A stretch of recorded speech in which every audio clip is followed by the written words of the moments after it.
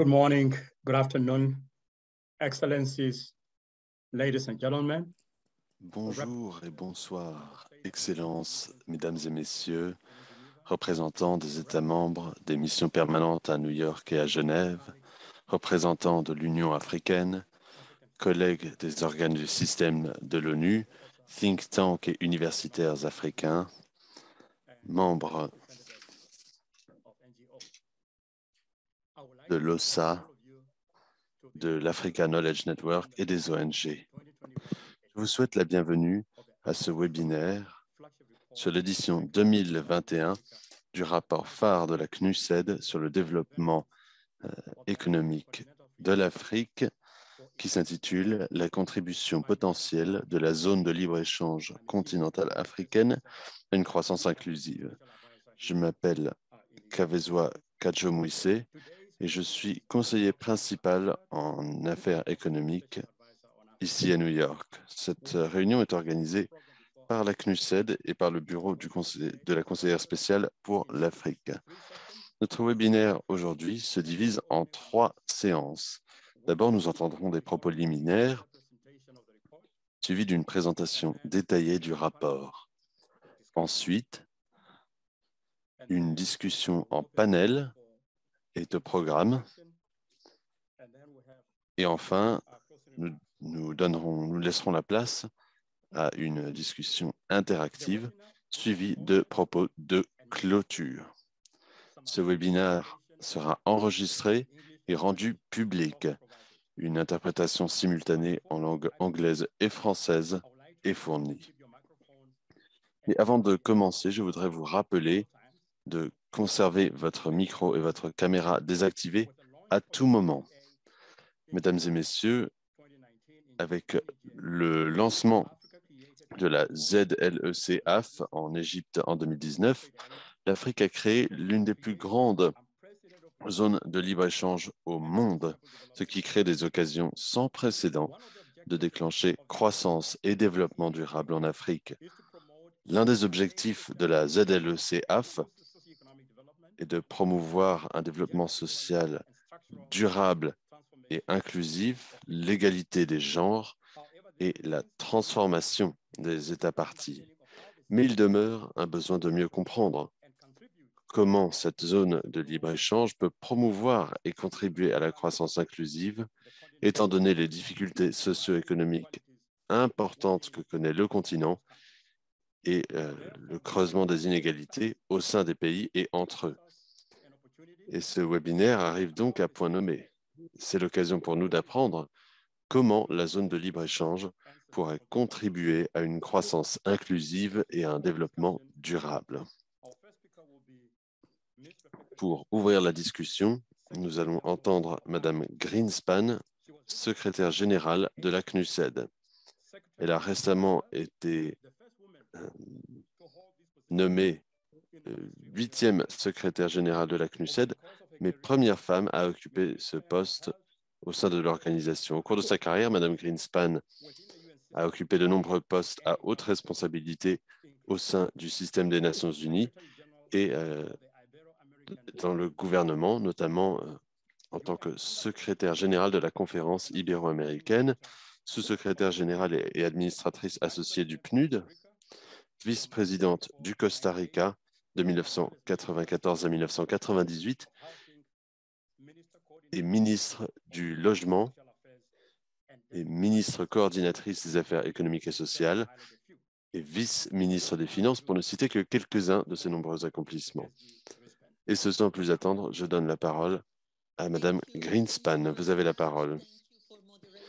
Merci beaucoup. Merci de modérer ce lancement très important. Dans un premier temps, je voudrais souhaiter la bienvenue de manière chaleureuse à Cristina Duarte, sous-secrétaire générale et conseillère spéciale de l'ONU sur l'Afrique.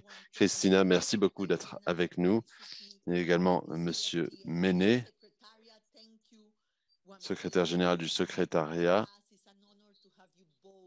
C'est un honneur de vous avoir tous les deux avec nous. Merci beaucoup. Excellences, Mesdames et Messieurs, chers amis, Bienvenue à cette manifestation virtuelle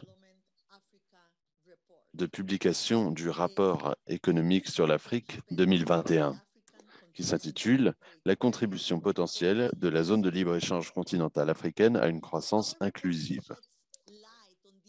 Notre rapport met en lumière les nombreuses difficultés, mais aussi les nombreuses possibilités qui se présentent à l'Afrique aujourd'hui. À la fois dans le contexte de la pandémie de Covid-19 qui est loin d'être terminée et de la zone de libre-échange continentale africaine qui ne fait que commencer. Et donc, entre ces deux forces historiques, l'Afrique lutte pour un avenir meilleur. Et il y a tant de choses en jeu. Selon notre rapport, pour la première fois depuis plus de 25 ans, l'économie de l'Afrique s'est contractée en 2020. Ainsi, près de 40 millions d'Africains se sont-ils retrouvés dans une situation de pauvreté extrême, une situation dont est victime maintenant plus d'un tiers de la population de l'Afrique. Ce sont des chiffres absolument affolants. Plus 40 millions de personnes qui vivent dans la pauvreté extrême aujourd'hui. Ce sont 40 millions de raisons d'être extrêmement préoccupés. Mais le rapport met également en œuvre le problème des inégalités. Selon nos estimations, en effet, quelques 40% de la richesse en Afrique est détenue par environ, et je vais essayer de prononcer ce chiffre correctement, est détenue par environ 0,0001% de la population du continent. C'est pour cette raison que nous devons également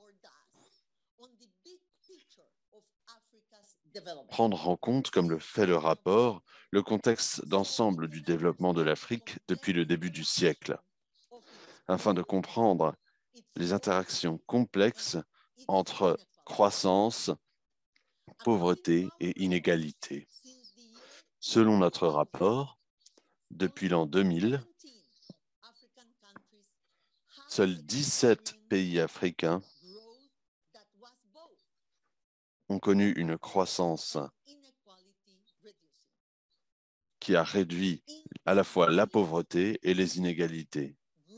Dans 18 pays, la croissance a diminué la pauvreté mais accru les inégalités, et dans le reste des pays, la croissance n'a réduit ni la pauvreté ni les inégalités. Et ces chiffres expliquent en partie pourquoi nous avons constaté tant de retours en arrière concernant les indicateurs du développement en Afrique l'année dernière. En effet, soyons francs, là où il y a des inégalités, il y a de la fragilité. Et lorsqu'une crise se déclenche, les inégalités qui étaient déjà fortes se renforcent et les personnes qui souffraient déjà souffrent davantage encore. Mais l'Afrique est loin d'être un cas isolé. L'Afrique est une caisse de résonance qui reflète ce qui s'est passé dans de nombreux autres pays en développement. Très peu d'espace budgétaire, peu de pénétration de l'Internet. Pour toutes ces raisons, la crise a frappé les lieux les plus vulnérables le plus durement. Et les enseignements que nous devons tirer, c'est que lorsque nous perdons des décennies de progrès, comme ça a été le cas en l'espace de simplement un an en Afrique ou en Amérique latine avec le Covid, ça veut dire ce que nous appelions le développement. En fait, ça n'avait rien à voir avec le développement. Et il semble que le monde n'a pas appris et retenu cette leçon. Dans le domaine des vaccins, nous voyons l'émergence de nouveaux variants. Nous voyons se profiler à l'horizon plus de confinement et plus de détresse économique. Et pourtant, on continue de ne rien faire sur le taux de vaccination alarmant de l'Afrique, qui ne représente actuellement que 8% de la population totale. Cette semaine, j'ai lu un rapport qui explique qu'en raison de l'accumulation de vaccins dans les pays du G7, il y aura 2,9 milliards de doses de vaccins non utilisées dans les pays riches. Une fois que la mise à disposition des vaccins sera terminée. 2,9 milliards, il nous faut le reconnaître sans détour. 2,9 milliards de doses, ce serait assez pour vacciner l'Afrique 2 fois. Et il resterait encore 500 millions de doses qui pourraient être utilisées pour des rappels. Mais revenons à notre rapport. Notre rapport propose des solutions et nous donne des motifs d'espoir dans le contexte de la ZLECAf. Comme l'explique le rapport, nous pensons que la zone de libre-échange a un potentiel immense pour susciter une croissance économique capable de réduire la pauvreté et les inégalités, d'améliorer la résilience et de trouver une voie pour sortir de la crise. Mais cela ne va pas se faire automatiquement. Des mesures supplémentaires sont nécessaires pour que le potentiel immense de cette zone soit réparti de manière équitable. Notre rapport met en évidence certains de ces avantages. Par exemple, par la libéralisation des droits de douane, près de 10 milliards de dollars d'exportation potentielle peuvent se manifester dans la réalité. Et ça, c'est uniquement sur les 5 prochaines années. En éliminant les obstacles non tarifaires sur notre continent, nous pourrions avoir près de 2 fois plus, 22 millions de dollars de potentiel économique. Nous estimons que globalement, la ZLECAf pourrait promouvoir le commerce intra-africain à hauteur d'à peu près 33%. Et le déficit commercial en Afrique serait réduit de 51%. C'est immense. Néanmoins, le problème réside dans le fait que plus de la moitié du potentiel économique de la ZLECAf est concentré, limité à 3 pays africains: l'Afrique du Sud, l'Égypte et le Maroc. Et sans mesures particulières, sans appui technique financier supplémentaire, ces 33 pays africains qui sont des PMA, parmi les pays les moins avancés, ces pays ne pourront pas bénéficier de cette initiative. Et en termes d'avantages de ce potentiel commercial non exploité, il faut comprendre qu'il faut en faire davantage. Il faut en faire davantage pour que la ZLECAf soit aussi ouverte et inclusive que possible. Ceci s'applique également à cette réflexion. Il y a certaines asymétries qui existent et qui doivent être revues afin de rééquilibrer la distribution des bénéfices. Pensons par exemple à l'inégalité entre hommes et femmes. Dans l'industrie manufacturière, il n'y a que 7% des entreprises qui appartiennent à des femmes. Et le fait que les femmes se livrent au commerce transfrontalier informel, cela les rend particulièrement vulnérables aux chocs et aux crises. Notre rapport souligne aussi le fait que la mobilité de la main-d'œuvre doit être exploitée. Pensons aux jeunes, aux femmes en Afrique, mais les politiques commerciales seules ne suffiront pas. Certaines des questions les plus importantes liées à l'intégration régionale en Afrique, par exemple le renforcement des capacités productives, la diversification, les chaînes de valeur régionales, ces questions nécessitent une coopération, des investissements. Il faut investir, il faut penser aux politiques de concurrence, de compétition. Les investissements transfrontaliers ont chuté de 60% à cause de la pandémie. Et la ZLECAf arrive à un moment important, à un moment où il faut attirer de nouveau ces investissements, les refocaliser vers des secteurs qui sont importants pour les ODD. C'est une opportunité importante pour nous tous. Enfin, notre rapport met en relief le rôle important que doivent jouer les gouvernements nationaux pour ce qui est du côté normatif de cette ZLECAf. Les lois qui luttent contre la discrimination, l'égalité des droits, l'accès à l'éducation de qualité, aux services de santé, l'accès aux services, aux ressources productives. Il est vrai que les choses ne se font pas par décret, mais l'état de droit est essentiel, notamment pour le bien-être des populations les plus vulnérables. Alors, Excellences, Mesdames et Messieurs, chers amis, pour conclure, je renouvelle l'engagement continu de la CNUSED envers la mise en œuvre de la ZLECAf, envers les orientations d'intégration en Afrique. Nous sommes engagés aussi envers nos partenaires internationaux et régionaux.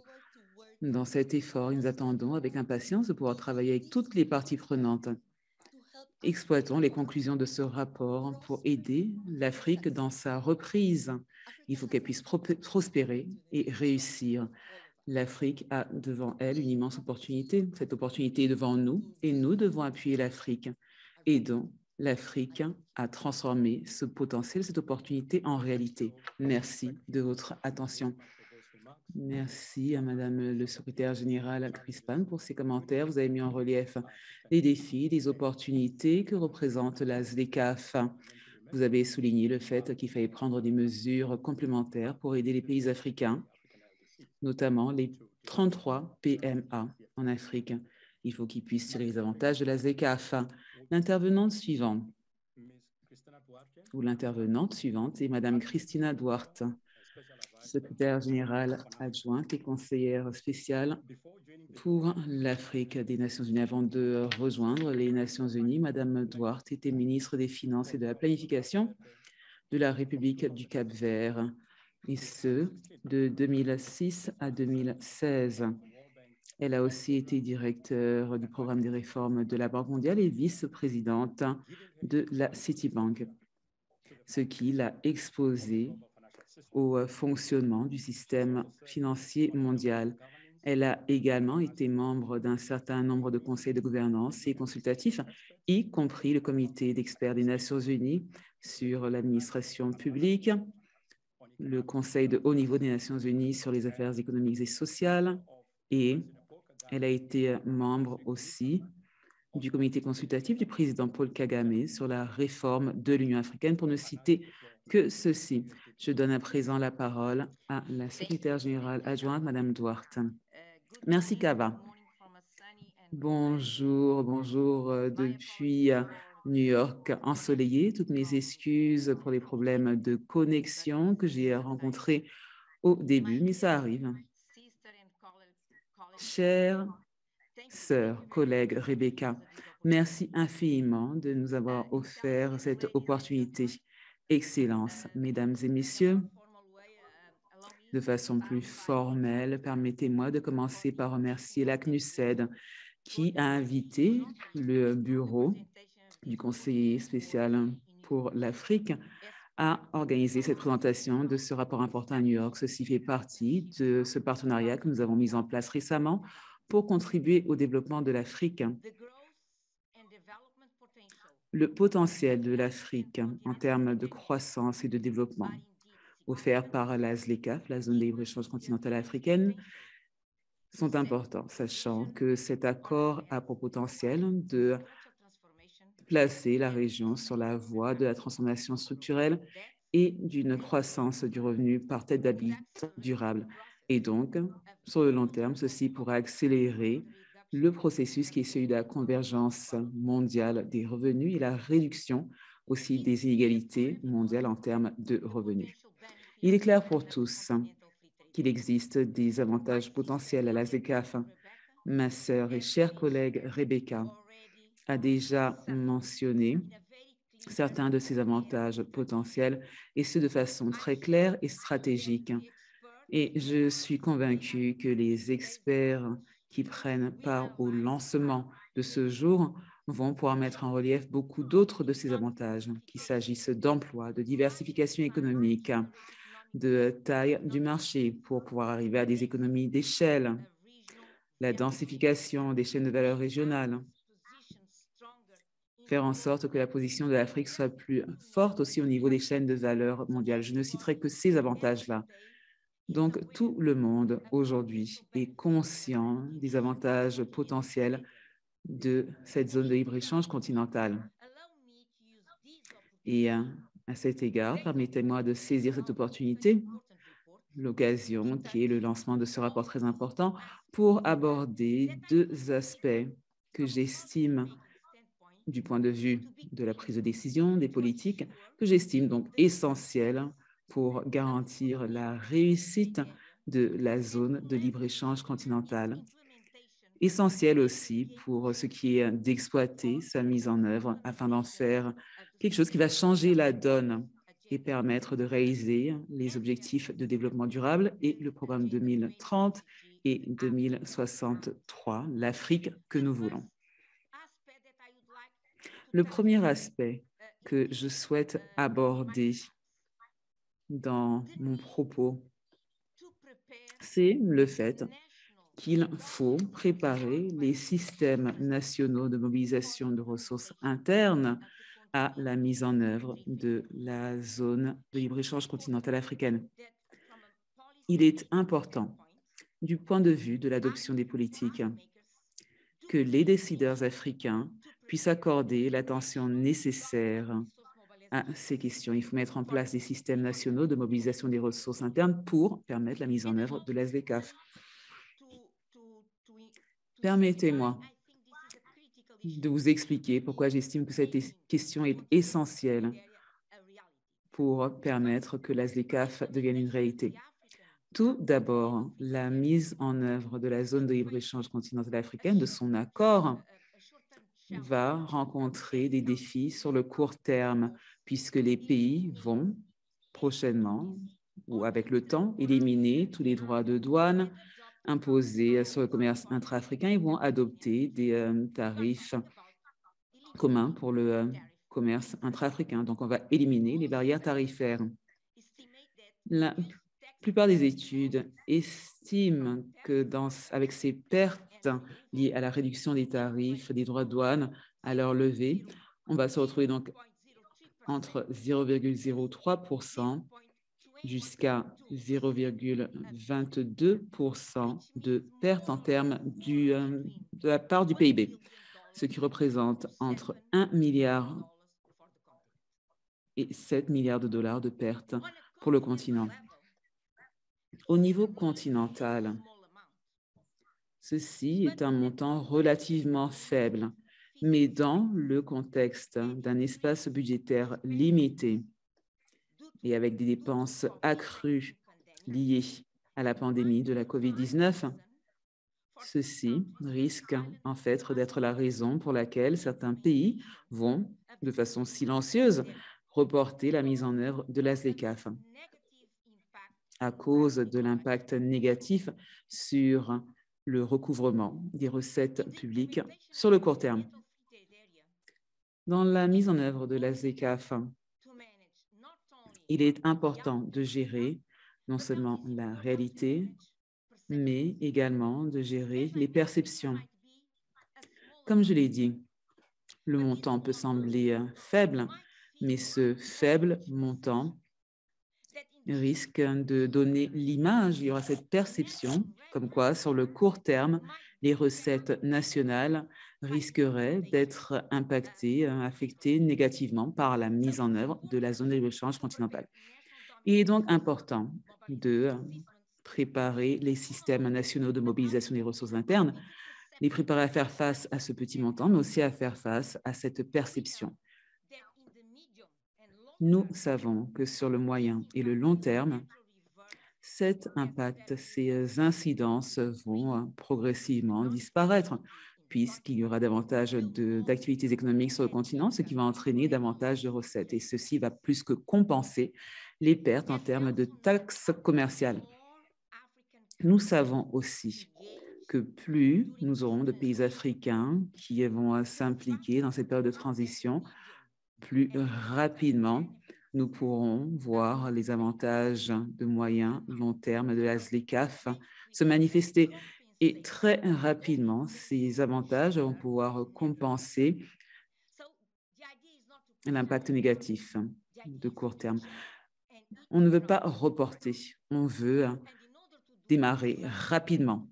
Et pour ce faire, pour préparer les systèmes nationaux de mobilisation des ressources internes, il faut donc lancer cette discussion. Et notre rôle est donc d'aider les pays membres africains à étudier les formules, les mécanismes qui leur permettront d'atténuer ce risque de court à moyen terme. Il faut qu'il y ait cette confiance, que l'on soit suffisamment sûr, assuré, pour faire face aux perceptions négatives.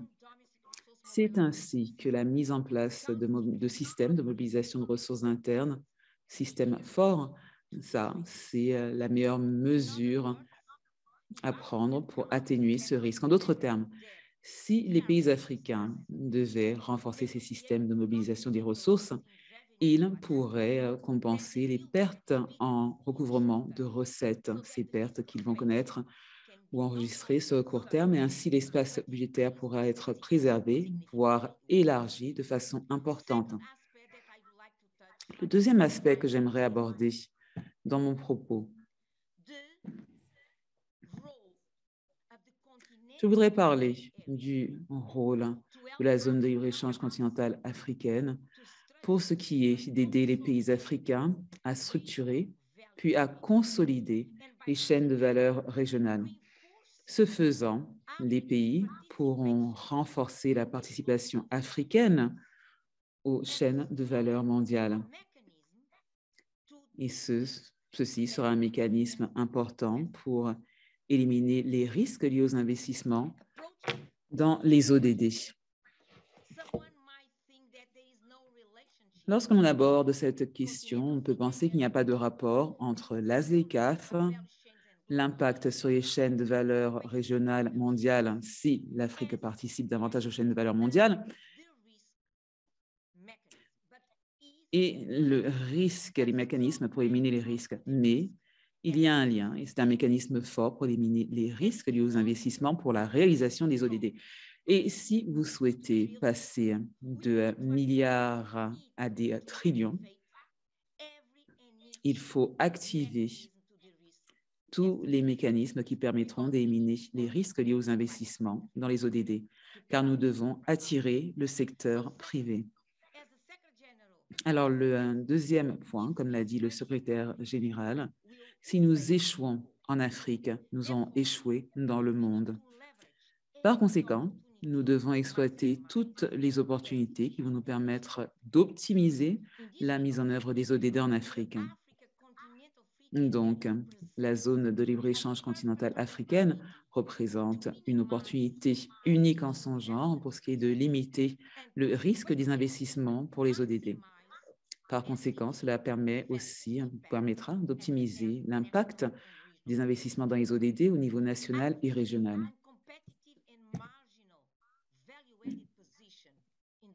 La position de l'Afrique est marginale. L'Afrique n'est pas vraiment concurrente pour ce qui est de la valeur ajoutée dans les chaînes de valeur au niveau mondial. Si vous ajoutez à cela le commerce intra-africain faible, 14,8% en 2017, tout ceci en fait empêche le continent de mettre en place les mécanismes nécessaires pour mobiliser les ressources financières en vue de son propre développement. La zone de libre-échange continentale africaine peut changer cette dynamique en favorisant tout d'abord une intégration plus juste et meilleure aux chaînes de valeur mondiales de l'Afrique. Deuxièmement, la promotion active de chaînes de valeur régionales avec une vision cohérente, harmonisée de l'intégration économique de l'Afrique. Il faut ensuite promouvoir des institutions nationales, régionales, continentales fortes. Après la COVID-19, les ODD sont devenus une question de survie. Je parle de l'ODD 16. L'ODD 16 est devenu une question de survie pour l'Afrique. Donc, améliorer les institutions, réduire les coûts liés au commerce sur le continent avec de meilleures infrastructures, la lutte contre la corruption, la réduction de la paperasse et l'élimination des droits de douane sur les produits, services importés. Tout ceci permettra d'atténuer les risques liés aux investissements pour les ODD. Par conséquent, cela permettra de garantir la viabilité aussi du financement des ODD, ce qui est probablement le défi principal que nous rencontrons lorsqu'il s'agit de la mise en œuvre du programme 2030 et du programme 2063. Saisissons donc cette opportunité. Le bureau de la conseillère spéciale pour l'Afrique se tient prêt à travailler avec la CNUSED, ma chère sœur Rebecca, avec le secrétariat aussi de la zone de libre-échange continentale africaine, mon ami, mon frère Mouamakele, avec les États membres africains et avec les autres parties prenantes internationales sur ces questions, afin de pouvoir créer cette Afrique que nous souhaitons et afin de faire en sorte que personne ne soit laissé pour compte. Merci infiniment pour cette opportunité. Je vous rends la parole, Kava. Merci infiniment, Madame le secrétaire général adjoint, pour ces propos. Vous avez mis en relief des questions importantes, le fait qu'il faut renforcer la mobilisation des ressources au niveau interne et les systèmes connexes afin de permettre la mise en œuvre de la ZLECAf. Vous avez aussi parlé des avantages potentiels de la ZLECAf pour ce qui est de renforcer les chaînes de valeur régionales afin d'éliminer les risques liés aux investissements pour les ODD. Merci infiniment. Je vais donner la parole à l'intervenant suivant, son Excellence Mouamakele Mene, qui a été élu lors de la 33e session ordinaire de l'Assemblée des chefs d'État et de gouvernement de l'Union africaine. Il a été élu donc comme secrétaire général de la ZLECAf, de son secrétariat. Il a détenu un poste similaire au gouvernement sud-africain, notamment en tant que chef des relations économiques avec l'Afrique au département du commerce et de l'industrie de l'Afrique du Sud. Entre 2010 et 2015, M. Mouamakele a représenté l'Afrique du Sud à l'OMC à Genève. Malheureusement, le secrétaire général ne pouvait être avec nous aujourd'hui, mais nous avons un message vidéo enregistré et je vais demander au technicien de le projeter pour nous. Joseph?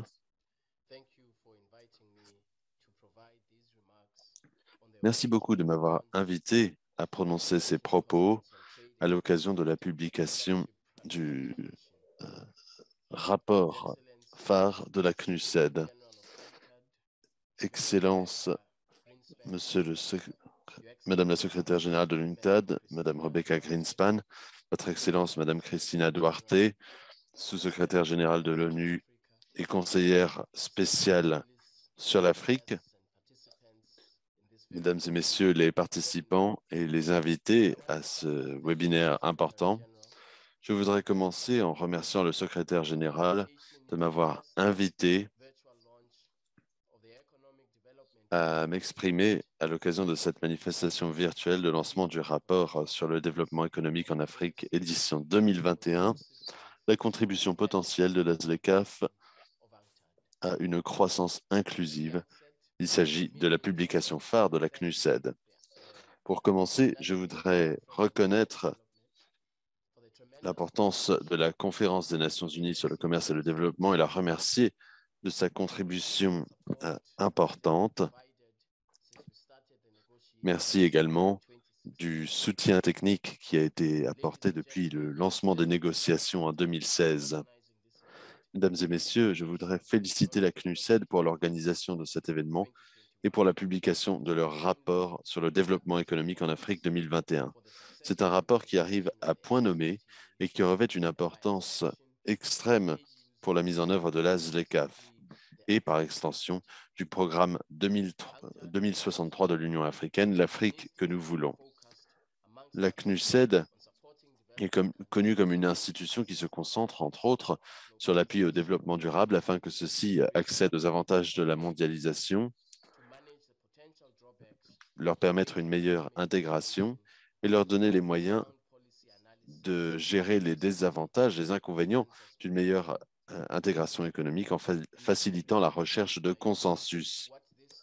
Et c'est précisément, à mes yeux, ce que ce rapport a permis de faire. Le rapport sur le développement économique en Afrique 2021 analyse comment les gains projetés et les opportunités de croissance procurées par la ZLECAf peuvent être inclusives et peuvent contribuer à la formulation de politiques sur l'ensemble du continent africain. À ce titre, le rapport émet plusieurs recommandations politiques et j'aimerais ici m'arrêter sur deux d'entre elles. D'abord, les pays africains devraient appuyer le secteur privé afin qu'il joue son rôle clé en tant que facteur de croissance transformatrice sur le continent africain. Comme on le sait, en Afrique, le secteur privé représente plus de 80% de la production totale et emploie quelques 90% de la population active en âge de travailler. Les PME sont l'épine dorsale du secteur privé en Afrique et représentent plus de 90% des entreprises et 63% de l'emploi dans les pays à faible revenu, tout en représentant plus de 50% du produit intérieur brut, selon la Commission de l'ONU pour l'Afrique. Si on prend en compte la contribution du secteur privé au développement économique de l'Afrique, on comprend le bien fondé des recommandations du rapport. Ce rapport, je l'ai dit, arrive à point nommé, notamment à la lumière des appels renouvelés au gouvernement de soutenir le secteur privé afin qu'il puisse tirer les pleins avantages de la ZLECAf. Mais le rapport propose également une approche du bas vers le haut pour le développement du secteur privé, afin que le secteur privé joue le rôle qui est le sien en tant que moteur de la transformation économique en Afrique. Et le rapport note également qu'une approche descendante risque d'être sujette à l'influence de groupes économiques dominants et cela pourrait protéger des secteurs industriels détenus par une poignée d'acteurs sur le marché. Et le rapport explique également aux dirigeants africains que cette approche descendante ne suffit pas à elle seule pour changer les choses de manière durable au nom du secteur privé. Et pour cette raison, le rapport conseille la combinaison d'une approche descendante avec une action qui associe les syndicats patronaux, les syndicats des travailleurs et les organisations de la société civile. Une approche concertée donc. Les réformes et les actions qui ciblent le secteur privé doivent s'appuyer sur la réalité du terrain afin que les mesures conçues soient adaptées aux besoins du secteur privé pour passer du niveau le plus local au niveau le plus national, régional et continental. Et cela m'amène à la deuxième chose que je retirerai de ce rapport. Nous devons associer à la ZLECAf des mesures qui ciblent et qui tentent d'améliorer les conditions de vie des segments les plus vulnérables de nos sociétés. Comme nous le savons, et c'est bien détaillé dans les chapitres 1 à 4 du rapport, nous n'allons pas tirer les pleins bénéfices du potentiel de la ZLECAf par hasard. Il faut des mesures complémentaires pour ce faire. Notre priorité dans la mise en œuvre de la ZLECAf est donc de faire en sorte qu'il existe des retombées positives partagées et nous recherchons des façons d'y donner accès à tous dans tous les pays africains et en leur sein. Et cela vaut en particulier pour les groupes vulnérables comme les jeunes et les femmes qui participent au commerce. Ces segments de la société doivent absolument bénéficier de la mise en œuvre de la ZLECAf. Si la ZLECAf ne bénéficie qu'à une poignée de grandes entreprises en Afrique, elle constituera un échec. Pour cette raison, nous prenons des mesures concrètes pour nous assurer que les femmes et les jeunes sont au cœur de la mise en œuvre de la ZLECAf. Il existe un engagement fort au niveau politique le plus élevé, donc parmi les chefs d'État, mais aussi au sein du secrétariat et en mon sein, de garantir que les femmes et les jeunes qui participent à la vie commerciale soient au cœur de la mise en œuvre de la ZLECAf. Des efforts en ce sens sont en cours pour conclure un protocole sur les femmes et les jeunes dans le commerce afin de donner plus de possibilités aux femmes et aux jeunes dans le cadre de la ZLECAf. Comme vous le savez, les femmes jouent un rôle très important dans le commerce en Afrique et sont essentielles à la réussite du continent et à la réalisation du plein potentiel de la ZLECAf. Nous devons donc réaffirmer le rôle des femmes et des jeunes dans le commerce et lui donner les garanties légales qu'ils méritent.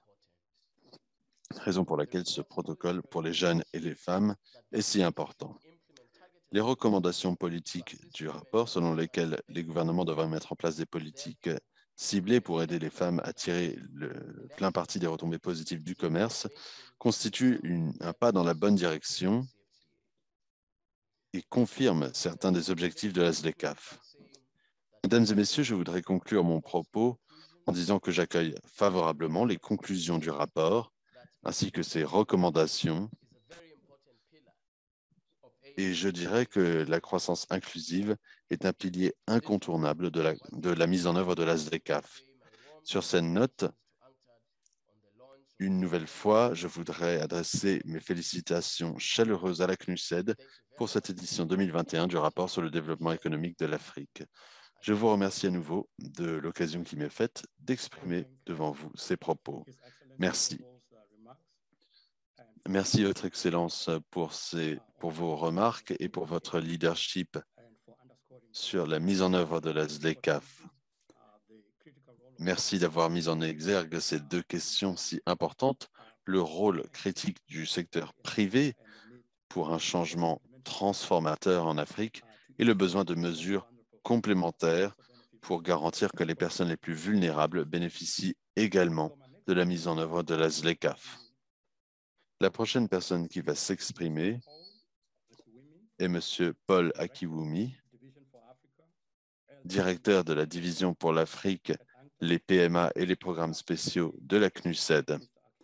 Auparavant, M. Akiwumi a été directeur de l'unité des affaires économiques, sociales et de développement au bureau exécutif du secrétaire général de l'ONU à New York.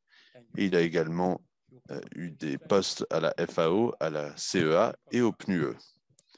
Et c'est lui qui va présenter ce rapport. Monsieur Paul Akiwumi, vous avez la parole. Est-ce que vous m'entendez? Est-ce que vous me voyez? Oui, on vous entend et on vous voit. Excellent.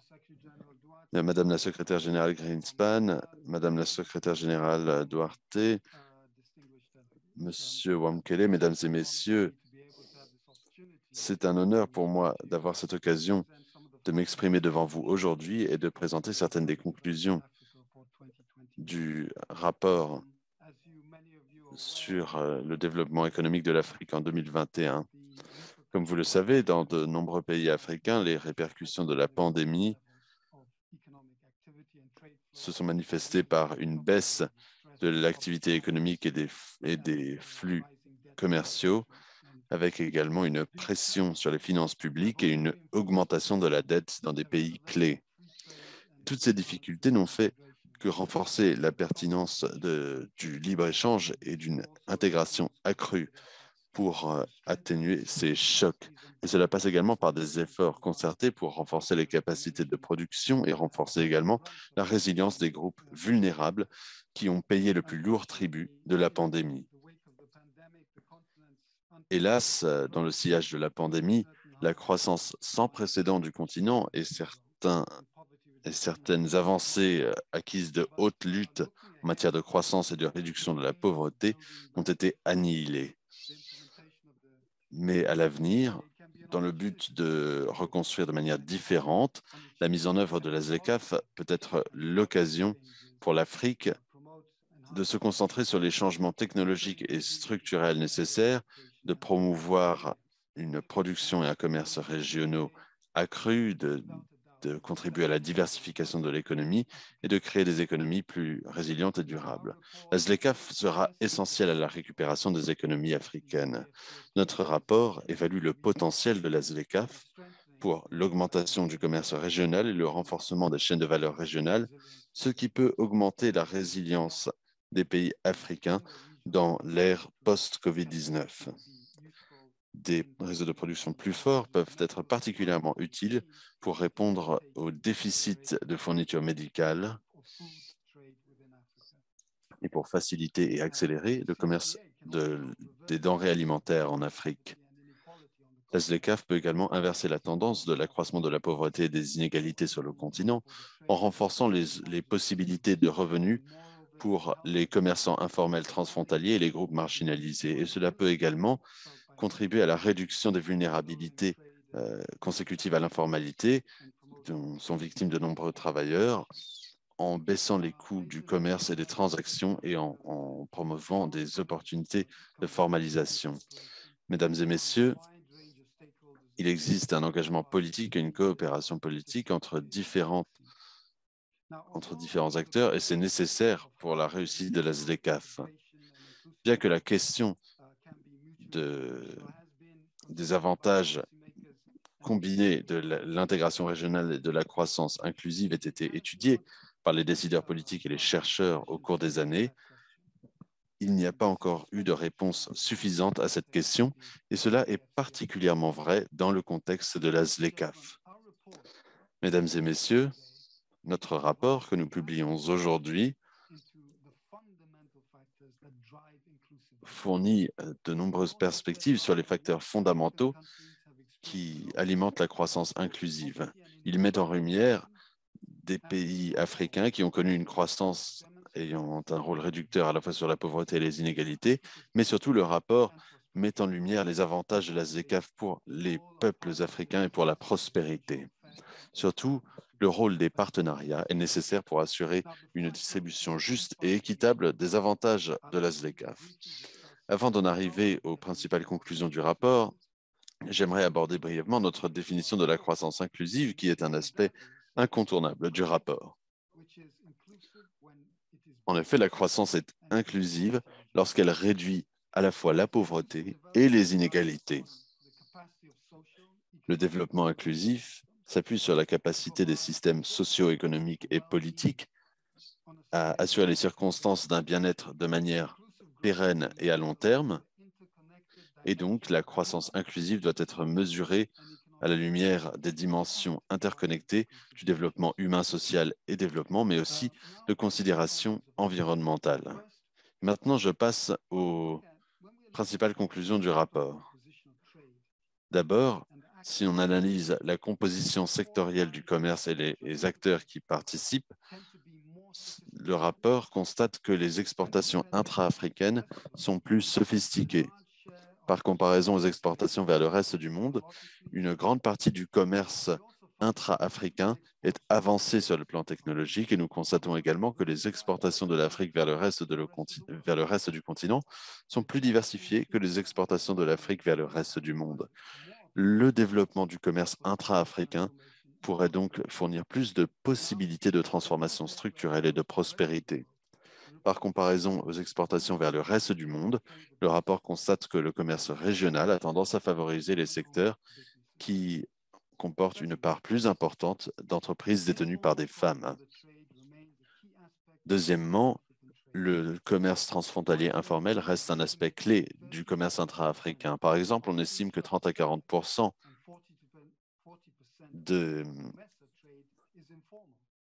du commerce interne à la SADC et à la COMESA est informel.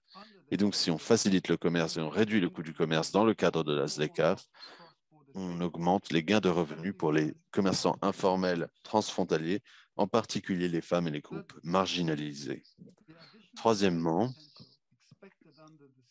le potentiel de commerce supplémentaire projeté dans le cadre de la ZLECAf est important.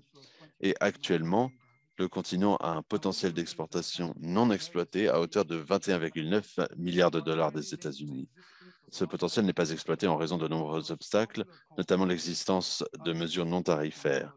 Par conséquent, une coopération renforcée dans le cadre de la ZLECAf peut être très utile pour éliminer ces obstacles non tarifaires. Et la libéralisation des tarifs douaniers dans le cadre de la ZLECAf devrait ouvrir la porte à 9,2 milliards de dollars de potentiel commercial au cours des 5 prochaines années. Le secteur des véhicules, par exemple, a le meilleur potentiel pour la libération des tarifs douaniers et pourtant, seules quelques économies africaines vont en bénéficier. Par exemple, l'Afrique du Sud représente 88% du potentiel du secteur et le Maroc, 8%.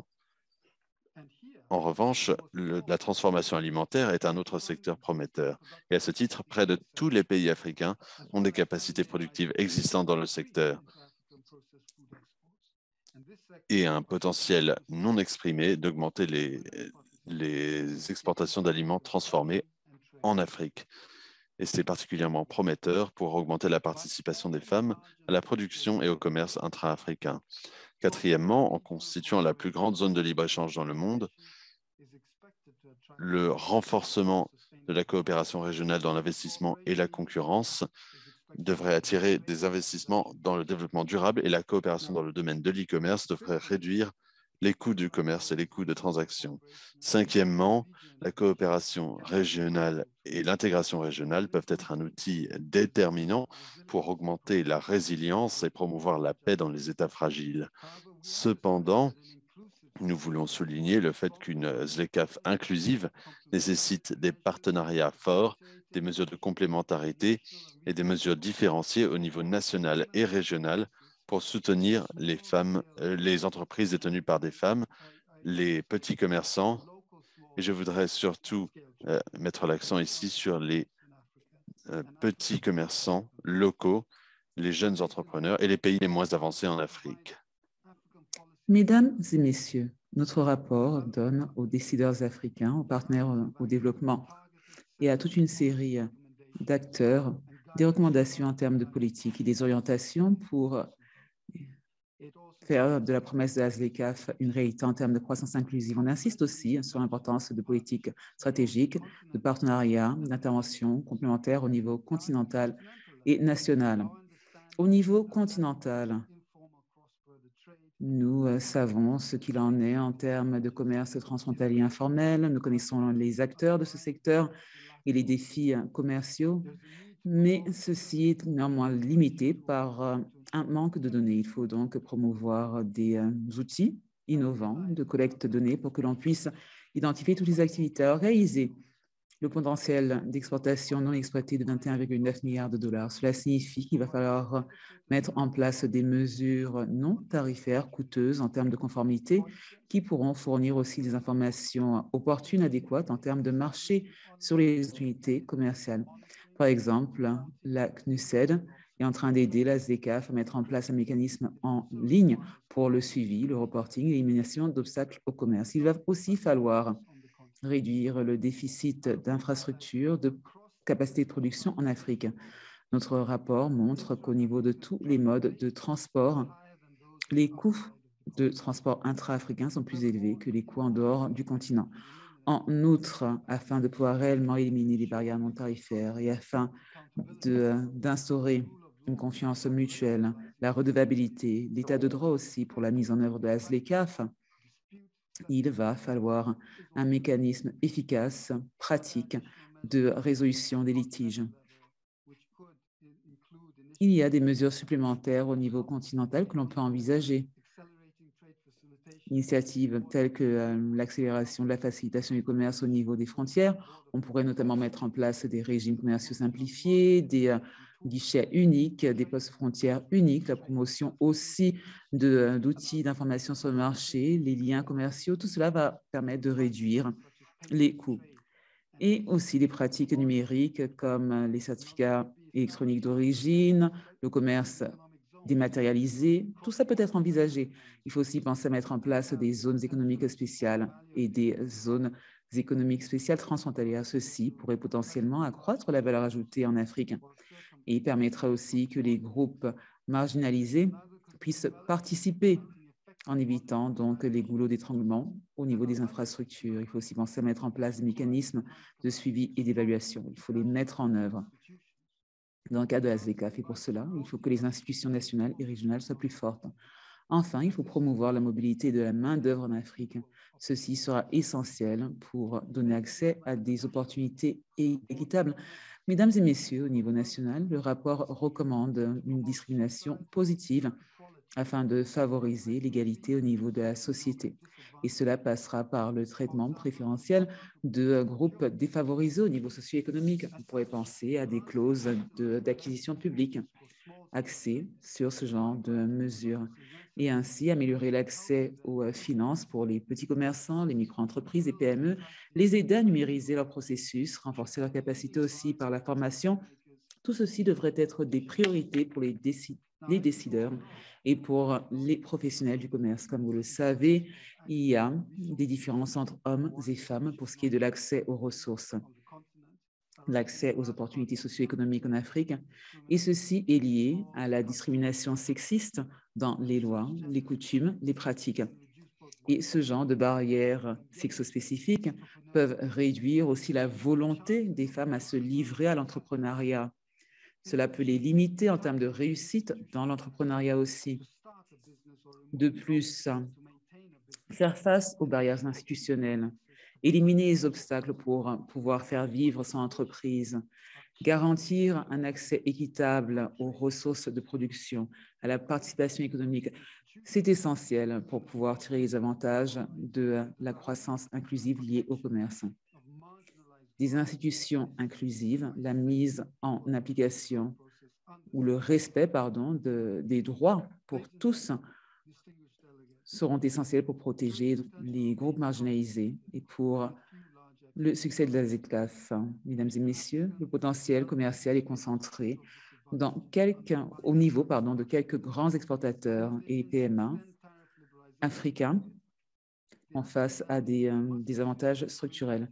Les PMA en Afrique nécessitent davantage d'attention. Il faut leur donner un traitement, leur accorder un traitement spécial supplémentaire en termes de règles d'origine, d'investissement, de politique de concurrence. La mise en application de règles d'origine différentielles pour les PMA africains, cette application sera essentielle pour réduire les écarts et pour permettre à tous de partir sur le même pied d'égalité. Une coopération continentale renforcée dans l'investissement, les politiques de concurrence permettra aussi d'aplanir le terrain de jeu pour tous. La zone de libre-échange continentale africaine devrait, d'après tous, changer la donne pour ce qui est des ambitions et du développement de l'Afrique. C'est une opportunité unique en son genre pour promouvoir le commerce intra-africain, pour promouvoir la diversification économique, les opportunités et la prospérité. Néanmoins, il faudra que la zone de libre-échange continentale africaine accorde une véritable préférence commerciale à ses membres. Cette préférence devra être utilisée par le biais de politiques plus inclusives. Finalement, l'objectif est de faire en sorte que les entreprises africaines échangent davantage entre elles et que nous ne nous retrouvions pas dans une situation où les entreprises africaines soient plus encouragées à commercer avec des partenaires extérieurs au continent. Et ceci ne permettrait pas d'exploiter le potentiel non réalisé de l'Afrique. Il faut aussi que toute la société puisse profiter de ces avantages et qu'on inclue également les groupes marginalisés. Merci de votre attention. Merci, Paul, pour cette présentation détaillée du rapport qui nous montre comment la ZLECAf pourrait contribuer à la croissance inclusive et au développement durable. Je ne vais pas essayer de résumer votre exposé. Nous n'avons pas assez de temps. Je vais passer plutôt à la séance suivante. Il s'agit d'une discussion de panel avec 3 distingués panélistes.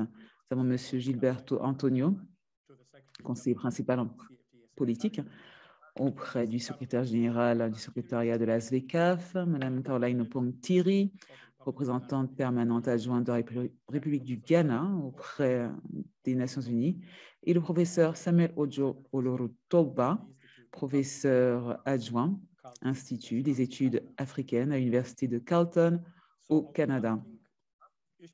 Je vais poser une question à chaque membre du panel et je commencerai par M. Gilberto Antonio.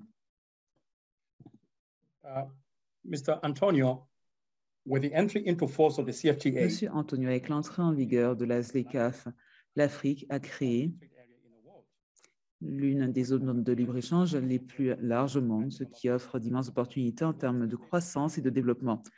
Quel est l'état de la situation?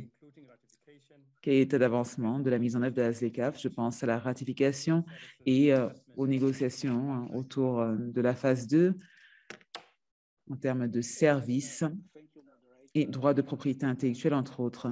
Merci, monsieur le modérateur. Bonjour, bonsoir, selon le fuseau horaire où vous vous trouvez. Mesdames et messieurs, en vos rangs et qualités respectifs,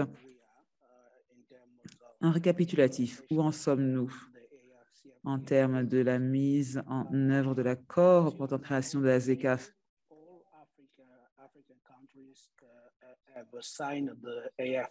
Tant que tous les pays africains n'auront pas signé l'accord de la SLECAF, parce que nous avons comme exception l'État de l'Érythrée,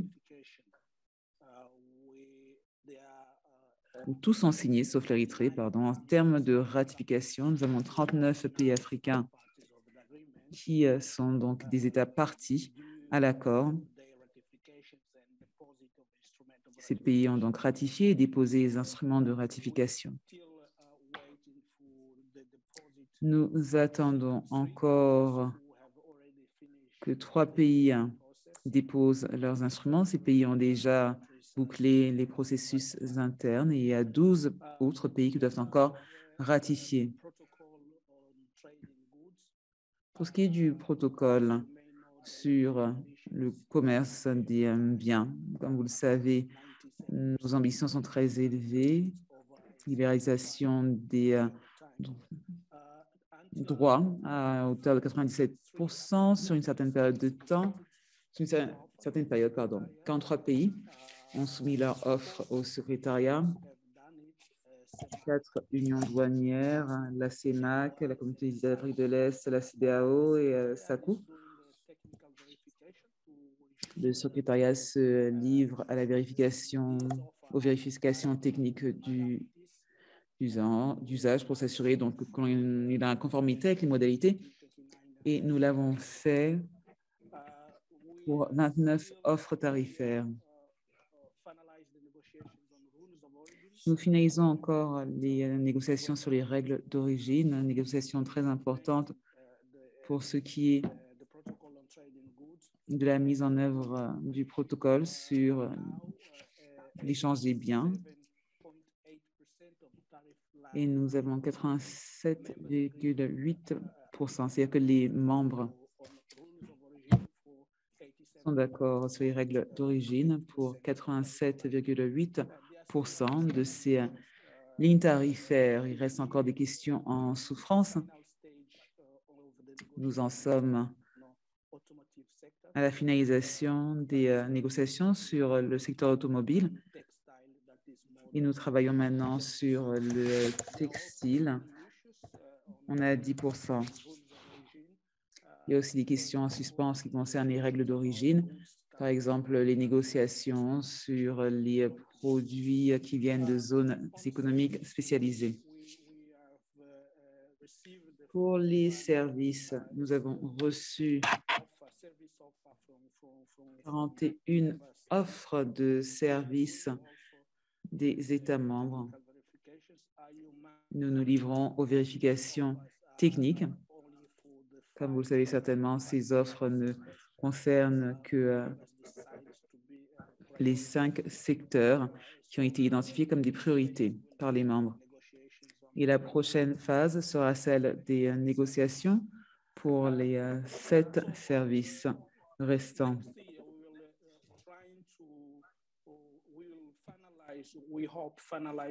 L'an prochain, nous espérons boucler la première phase et démarrer la phase numéro 2 de nos négociations. Nous allons commencer les négociations sur la propriété intellectuelle, une question très importante, sachant quel est notre contexte.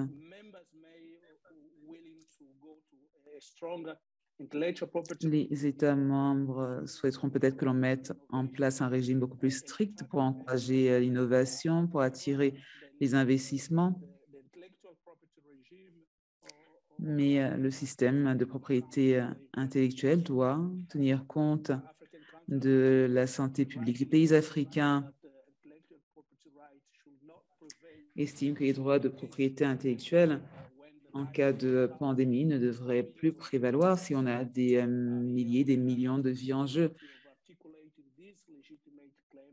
Nous avons la possibilité de présenter cet argument légitime et faire en sorte que notre plateforme tienne compte des intérêts du continent afin qu'on puisse améliorer l'accès aux produits médicaux, quelque chose qui est très important pour l'Afrique. Nous aurons aussi peut-être l'occasion de passer en revue les progrès réalisés. Nous allons envisager les perspectives d'avenir dans des domaines très importants pour l'Afrique. On pense au savoir traditionnel, aux ressources génétiques, au dédommagement pour ce qui est des détenteurs de droits de propriété intellectuelle. Et nous pensons aussi aux droits des communautés. Les négociations vont commencer l'an prochain. Les États membres vont déterminer quels sont les aspects qui doivent être ou faire l'objet d'un protocole. On va aussi parler du protocole sur les investissements. La discussion ne portera pas seulement sur les garanties que l'on trouve dans différents accords relatifs aux investissements, mais on a aussi le mandat de discuter de la facilitation des investissements. Dernier point et non le moindre, il y aura aussi des discussions sur les politiques de concurrence, de compétition, sur le commerce numérique. Et je reprendrai la parole pour parler des jeunes et des femmes dans le protocole sur le commerce. Pour ce qui est de la politique régissant la concurrence, la discussion portera sur le modèle de concurrence que la ZLECAf devrait adopter, avec l'inclusion de la protection du consommateur, peut-être le rapport entre les régimes régionaux et le régime continental de concurrence. Et les membres auront différentes possibilités. Il y en aura essentiellement 3.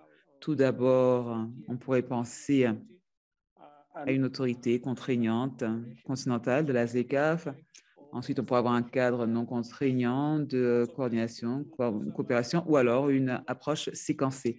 Donc, cela signifie que nous avons beaucoup à faire. Nous avons vraiment du pain sur la planche. Et l'an prochain, nous serons très actifs pour finaliser la phase 1 et démarrer la phase 2 de nos négociations. Merci, Monsieur Antonio, pour cette mise à jour. Je passe à présent à Madame Caroline Opong-Ntiri. L'accès à l'énergie est un élément important de la réussite de la ZLECAf. Il s'agit notamment de garantir une production avec des coûts abordables, mais la production, ou plutôt l'énergie, reste coûteuse et elle n'est pas fiable. À votre avis, comment est-ce que l'Afrique va pouvoir réduire son déficit énergétique? Je vous demanderai d'être concis, s'il vous plaît. Merci, Monsieur Cava, de me donner la parole. Excellences, Mesdames, Messieurs, je dois dire qu'une approche régionale pour ce qui est du déficit en énergie en Afrique, ce n'est pas quelque chose de nouveau. On a des groupements énergétiques qui existent et cela permet aux pays africains de gérer la production, la distribution de l'électricité. Mais ces groupements n'ont pas réussi à réduire le déficit énergétique en Afrique. Ces limites sont liées à un déficit dans les investissements pour ce qui est de produire et transmettre l'électricité. Il n'y a pas assez de confiance entre les États et ils ne souhaitent pas non plus libéraliser les marchés. Et les fournisseurs nationaux domine le marché. Il y a des politiques aussi, on préfère donc le bilatéral au régional en termes de dispositions, en termes d'accords. J'aimerais dire trois choses. De façon directe et indirecte, la ZLECAf répond à ces défis et cela va améliorer les perspectives en termes de groupements énergétiques qui vont pouvoir mettre en place un mix énergétique rapide avec l'énergie renouvelable. Et pour arriver à cela, la ZLECAf va augmenter les investissements dans les infrastructures régionales, sachant que les énergies renouvelables sont une composante importante de ces groupements régionaux énergétiques. On pourra ainsi accélérer la transition vers l'énergie verte. La deuxième phase de négociation va être centrée sur les protocoles de coopération autour des investissements, droits de propriété intellectuelle, concurrence. Alors ensuite, il faut mettre en place un mécanisme de résolution des litiges dans le cadre de la ZLECAf. Cela permettra d'instaurer la confiance entre les pays qui participent à cet accord. Et cela va lever ce problème de manque de confiance qui a été abordé au niveau de cette question des groupements énergétiques. Et la production verte, une transmission aussi qui dépasse les frontières nationales et régionales. Ce sont des questions qui pourront être résolues avec un mécanisme viable de résolution des litiges. L'arbitrage, la résolution des litiges pourront aider à atténuer ces menaces, cette méfiance. Et enfin, j'aimerais dire que la ZLECAf repose sur le programme 2063 et s'aligne sur l'accord de Paris et le programme 2030. On se focalise ainsi sur la viabilité environnementale. On se focalise aussi sur un contexte qui permettra donc une transition vers l'énergie verte. Et les pays doivent donner la priorité à la mise en place d'un cadre réglementaire de politique propice qui pourra attirer les investissements dans différents secteurs énergétiques, énergie renouvelable aussi. Il faut un équilibre en termes de combinaison énergétique pour pouvoir tirer tous les avantages économiques liés à cette ZLECAf. Je vous remercie. Merci infiniment, Madame, sur la façon dont l'Afrique peut redresser son déficit. Nous avons maintenant le professeur Samuel Ojo. Samuel, la ZLECAf a un potentiel immense de transformation structurelle et de développement économique en Afrique au sens large. Cela nécessite plus de stabilité politique et de paix toutefois. Donc, quels sont les effets des insurgences, du terrorisme et des conflits sur la mise en œuvre de la ZLECAf? Merci beaucoup, Kava, de me donner la parole. Excellences, Mesdames et Messieurs, je vous remercie de l'occasion qui m'est procurée. Je dirais qu'il y a une relation directe entre stabilité politique et croissance économique. L'Afrique, comme on le sait, est le théâtre de nombreux conflits aujourd'hui. Il y a le Mozambique, le Nigeria, le Burkina Faso, le Cameroun, le Soudan du Sud, le Niger, le Mali, le Tchad, etc., la République démocratique du Congo. Il y a également le conflit en Éthiopie. Le Soudan et le Soudan du Sud sont menacés. Il y a également les menaces des Shabab, de l'État islamique, de Boko Haram. Et cela perturbe l'activité économique en Afrique, les itinéraires commerciaux, les financements et aussi l'agriculture. La transformation de l'agriculture fait partie des objectifs de la ZLECAf et les activités de ces groupes insurrectionnels constituent un obstacle. Les éleveurs pastoraux et les agriculteurs sont en lutte permanente. Et donc, cela représente une vraie possibilité si on pouvait résoudre ces problèmes. Et puis, il y a des personnes qui contextent la légitimité de l'État et cela dépasse leurs moyens d'agir. Il faut également disposer des compétences et des ressources à consacrer à la sécurité. Il y a également d'autres intérêts. Vous avez des sociétés privées russes de sécurité qui ont récemment été engagées. Il y a la France au Sahel.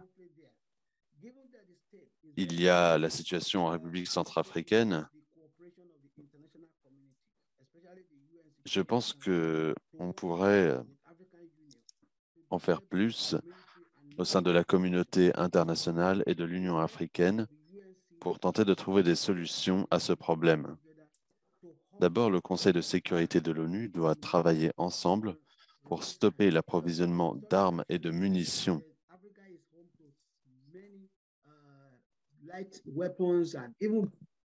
On sait que l'Afrique a en son sein de nombreuses armes légères. Ainsi, au Nigeria, un avion a été abattu.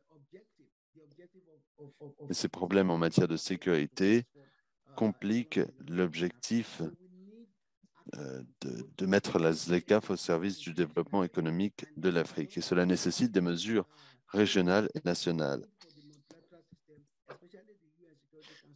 Et je n'ai pas les mots pour souligner l'importance du système multilatéral et notamment du Conseil de sécurité de l'ONU pour mettre fin à l'approvisionnement en armes, puisque ces transformations ne vont jamais se manifester si les États continuent d'avoir accès aux armes.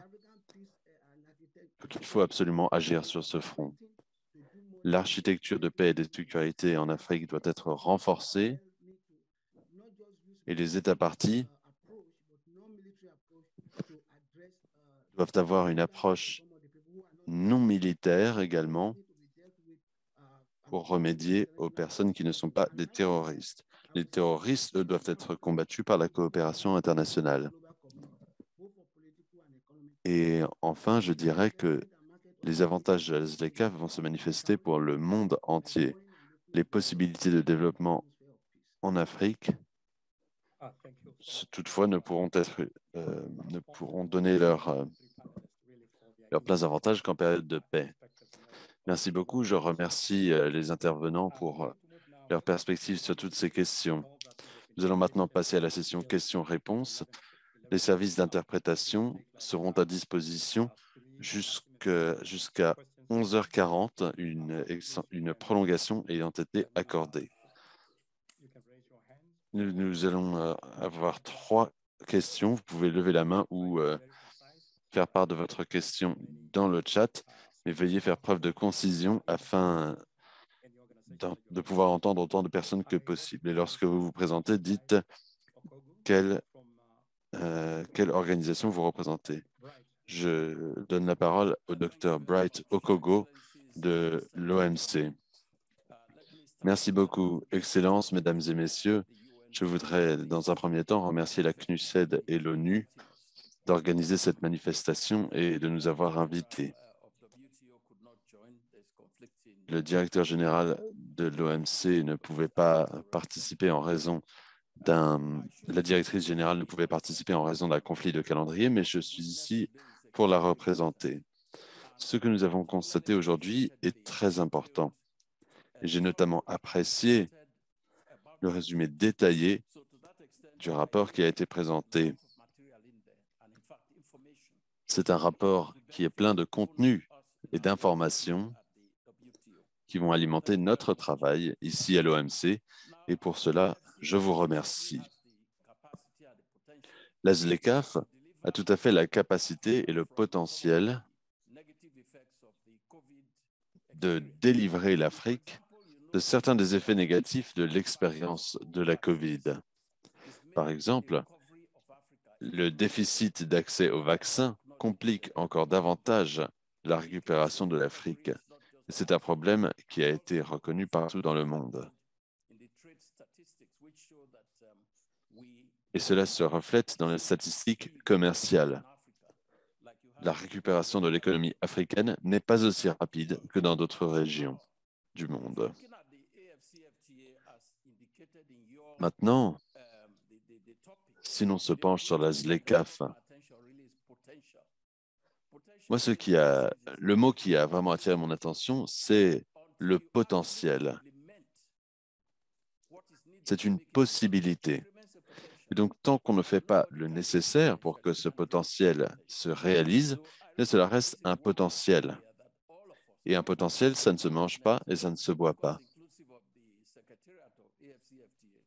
Et donc tous les pays du continent, mais également le secrétariat de la ZLECAf doivent nous guider pour éliminer efficacement tous les obstacles à une bonne mise en œuvre. Les déficits liés aux infrastructures, les obstacles tarifaires et non tarifaires qui se manifestent sur le continent et toutes les contraintes dans le domaine de l'offre qui doivent faire l'objet de remédiation.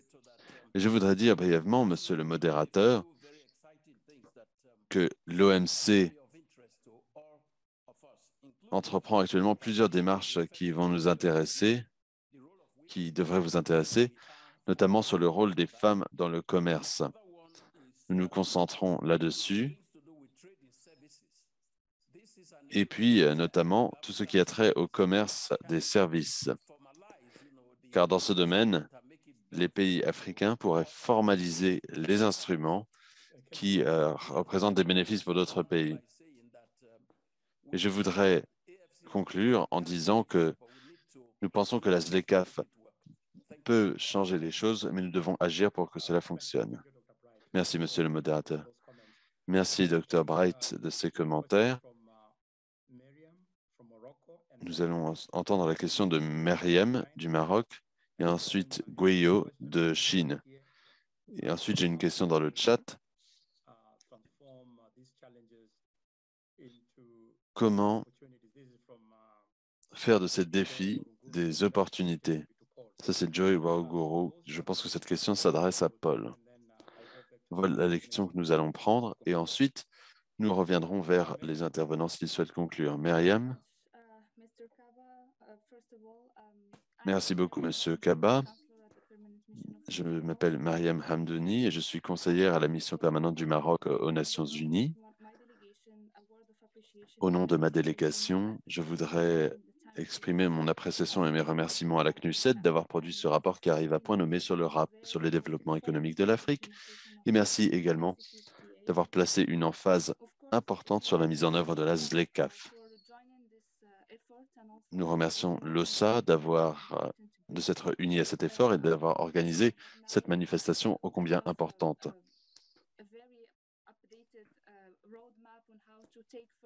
Nous avons désormais une feuille de route détaillée pour faire progresser la mise en œuvre de l'accord et nous attendons avec impatience dans notre capitale d'étudier ce rapport et ses recommandations pour voir comment nous pouvons mieux contribuer à une mise en œuvre globale des accords. J'ai deux questions. La première est liée à la composante d'intégration de la jeunesse. Nous avons une population jeune très active sur notre continent. Donc, comment pouvons-nous intégrer les jeunes entrepreneurs, en particulier les jeunes femmes, à mesure que nous mettons en œuvre l'accord?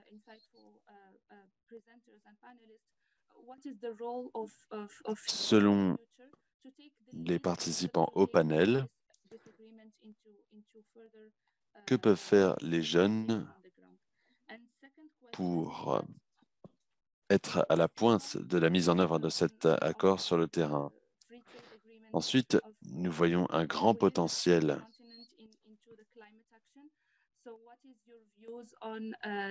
pour une interaction entre l'accord de libre-échange et l'action pour le climat.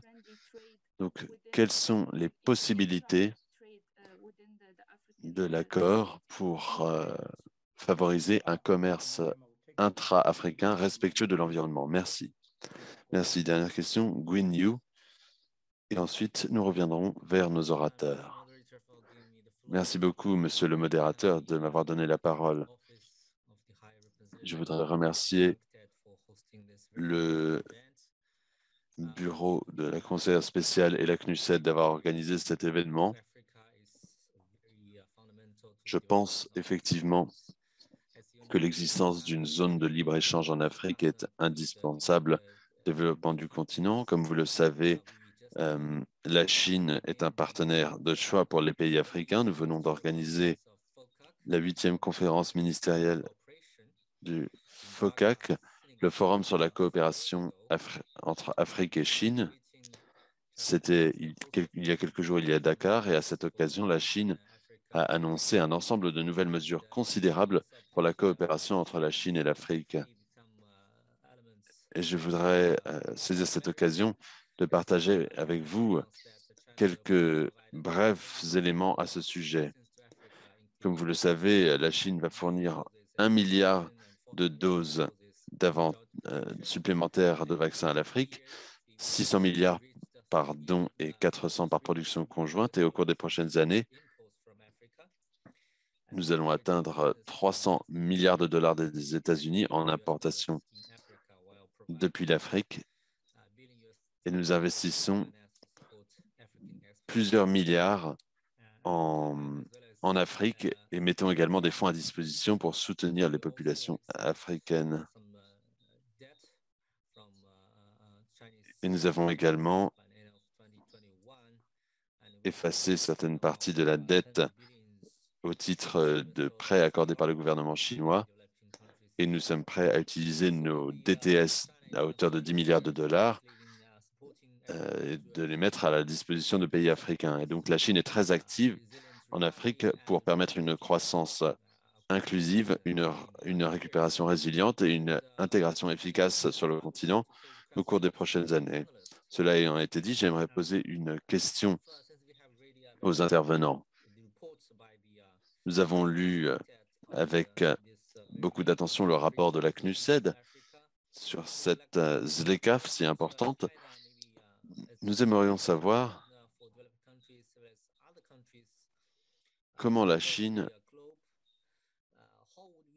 peut faire office de partenaire de développement et soutenir la mise en œuvre de cette nouvelle zone de libre-échange.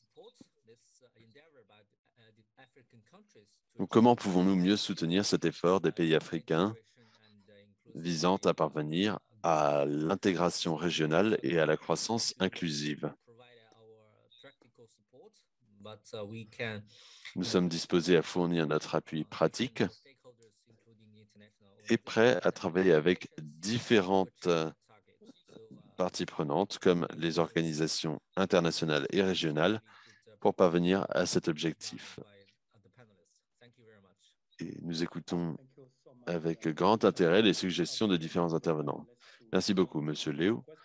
Nous allons nous tourner de nouveau vers les intervenants. Donc, il y avait 2 questions du Maroc sur les mesures à prendre pour faire en sorte que les jeunes soient assurés de bénéficier de cette zone de libre-échange, en particulier les jeunes entrepreneurs, et puis le rôle de la ZLECAf pour le climat et une croissance verte en Afrique. Je pense que ces 2 questions pourraient s'adresser à Paul. Et ensuite, la question sur le rôle de la Chine et d'autres pays pour la mise en œuvre de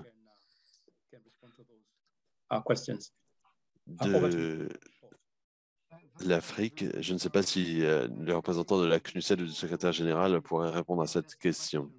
Paul, merci beaucoup de ces questions très approfondies. Je vais répondre à celles sur les jeunes et sur le climat. Quelque chose qui revient très souvent, c'est le dividende démographique que représente la jeunesse pour le continent. Il faut bien voir cela comme un dividende. Et ce qui est très clair dans le contexte de la ZLECAf, c'est le besoin de proposer des possibilités aux jeunes, aux femmes et aux populations marginalisées. Et nous avons demandé que ce besoin soit pris en compte. Et vous avez entendu ce qu'a dit la secrétaire générale de la ZLECAf avec un protocole sur les femmes. Mais pour l'entrepreneuriat des jeunes, il faut bien faire la distinction entre l'entrepreneuriat de nécessité et l'entrepreneuriat d'innovation. Je pense que ce que vous entendez, c'est l'entrepreneuriat à des fins d'innovation. Et c'est la partie financière qui est importante.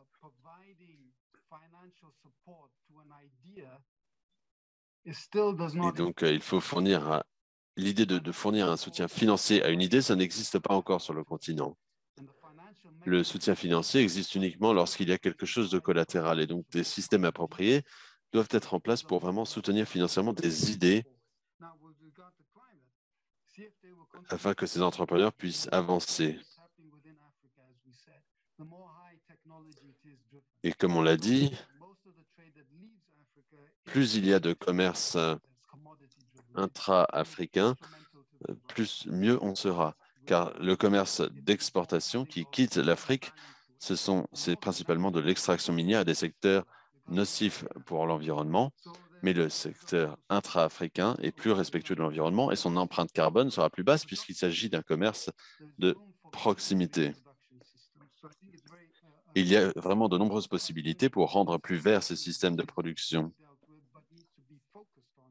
C'est une question sur laquelle nous travaillons et sur laquelle nous devons nous concentrer dans le contexte de la ZLECAf. Merci beaucoup. Merci beaucoup de cette réponse. Je ne sais pas si la sous-secrétaire générale est présente pour répondre à la question du secrétaire général de la Chine. Merci beaucoup. Sinon, monsieur. La déléguée du Maroc. C'est une question pertinente et nous tenons ça à cœur parce que nous savons que l'Afrique est un continent le plus jeune avec une moyenne d'âge autour de 20 ans. 65% de la population a moins de 25 ans. Et donc, nous sommes aussi nous avons cette particularité d'avoir un mandat clair pour négocier un protocole sur les jeunes.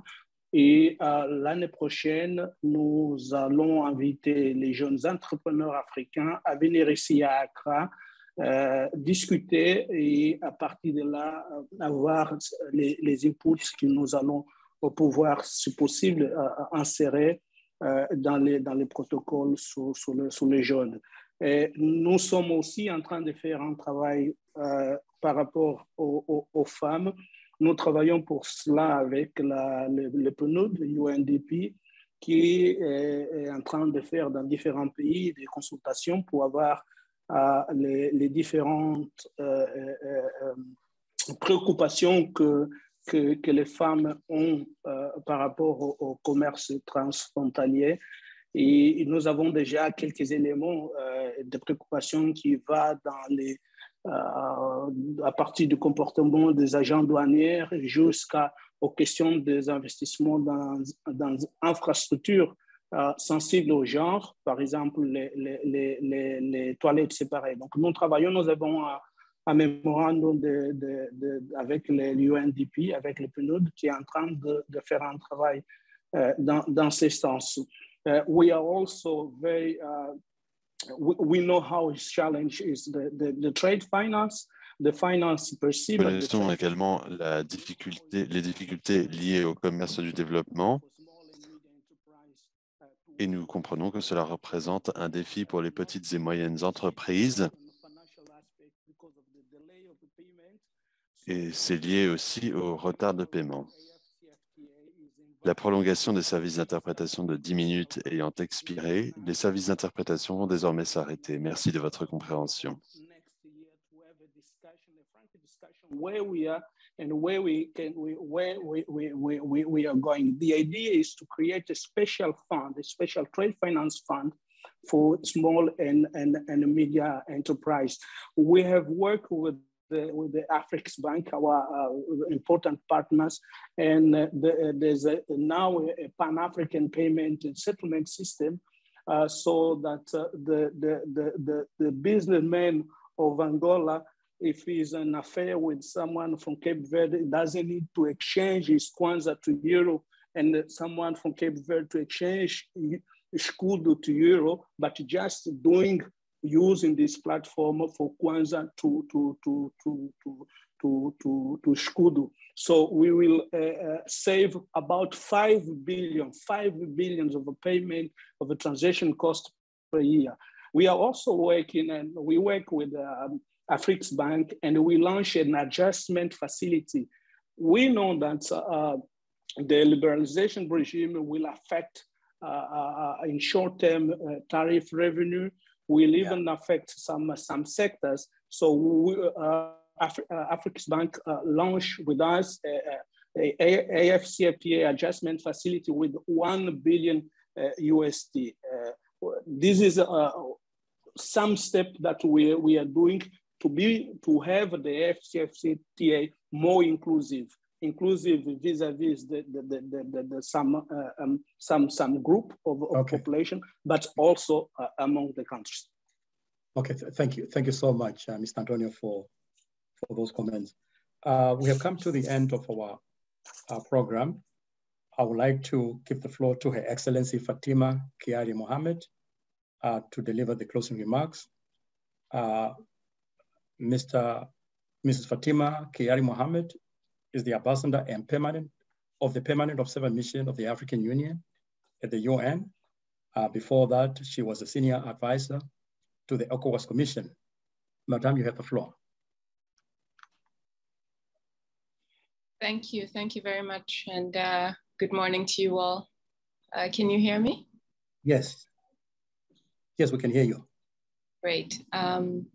Thank you, Excellencies, dear colleagues and distinguished guests and ladies and gentlemen.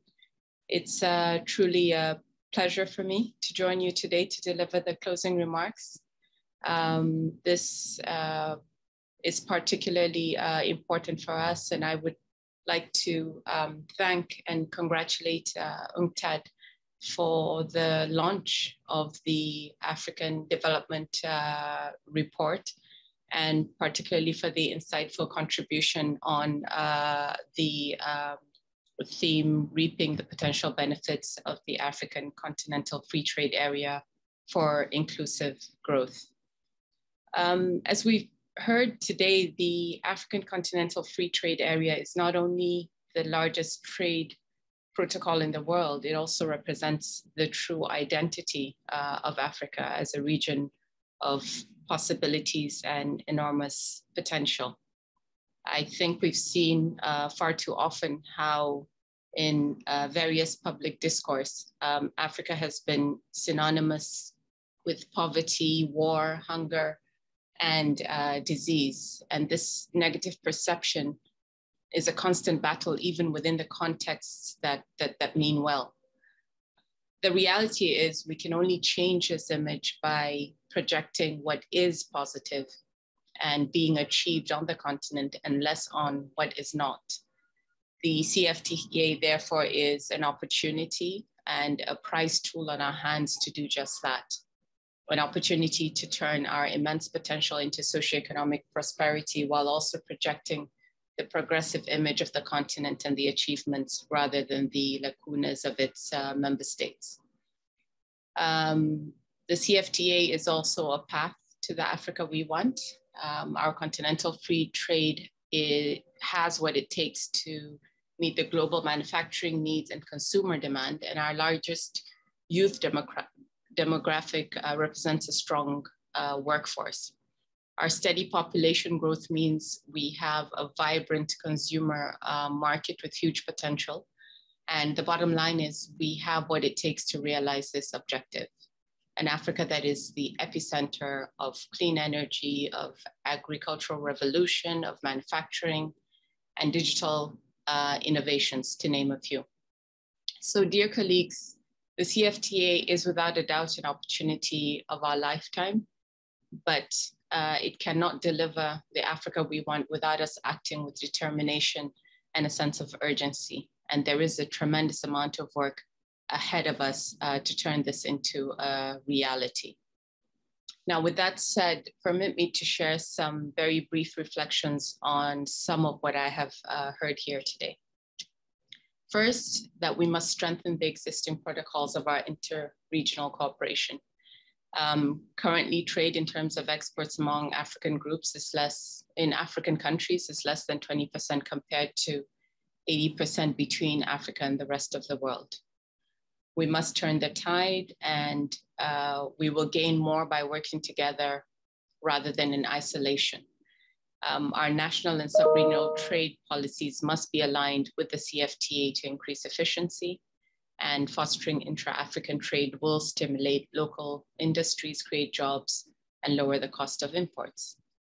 Secondly, that we must mobilize investment in soft and hard infrastructure. Cross-border payment platforms, telecommunications networks, and internet access are ingredients that are needed to ensure the success of the trade area. Simply put, physical and digital infrastructure is the backbone of our continental trade, and infrastructure is and should be among our top priorities in development financing. Third, we must equip our workforce with relevant knowledge and skills to meet the needs of consumer goods and the service sector on the continent. The successful implementation of the CFTA will potentially create millions of jobs across the continent by 2025. And manufacturing and e-commerce will be among the sectors that are abounding with opportunities.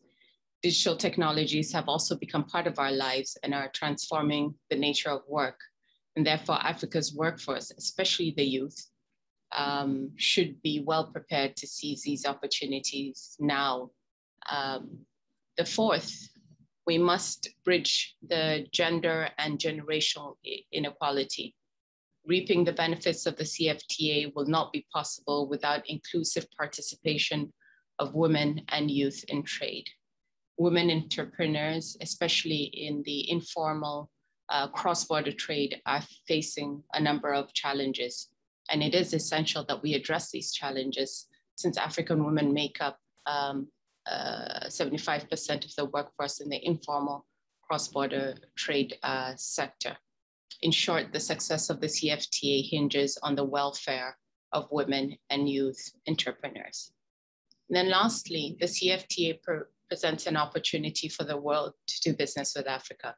It opens new frontiers in technology, agriculture, manufacturing, clean energy, and so much more. With the CFTA, we're turning our challenges into promising opportunities, partnerships, and investments for a better world for all.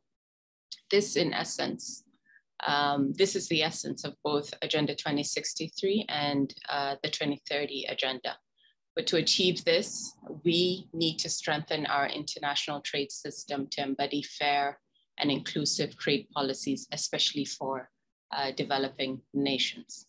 But to conclude, ladies and gentlemen, I would like to thank OSA for organizing this event. Thank all the speakers today for their valuable contributions, and particularly to UNCTAD for working on this very important report. I believe it will significantly contribute to the dialogue and the implementation of our continental protocol.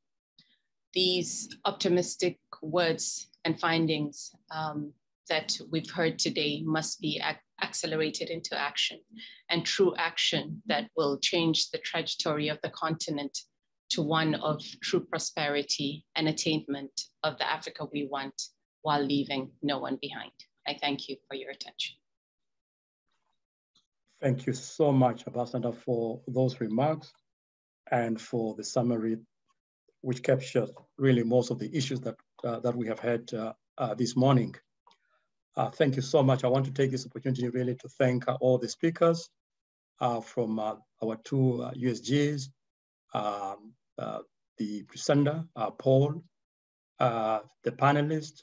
I want to thank those who have also intervened, and also really to thank our teams in OSA and UNCTAD, who worked very hard over the last couple of weeks to ensure the success of this event. Thank you so much, and I want to thank UNCTAD really for this great report, and we look forward to next year's report. Thank you so much for your participation. Bye-bye.